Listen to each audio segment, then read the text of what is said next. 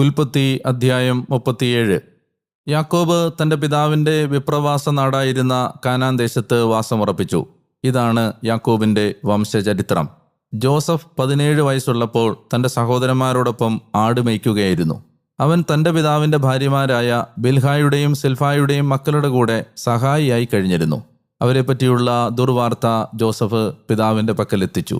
ജോസഫിനെ ഇസ്രായേൽ തൻ്റെ മറ്റെല്ലാ മക്കളെയുംകാളധികം സ്നേഹിച്ചിരുന്നു. കാരണം തൻ്റെ വാർദ്ധക്യത്തിലെ മകനായിരുന്നു അവൻ. കൈയുള്ള ഒരു നീളനങ്കി അദ്ദേഹം അവനു വേണ്ടി ഉണ്ടാക്കി.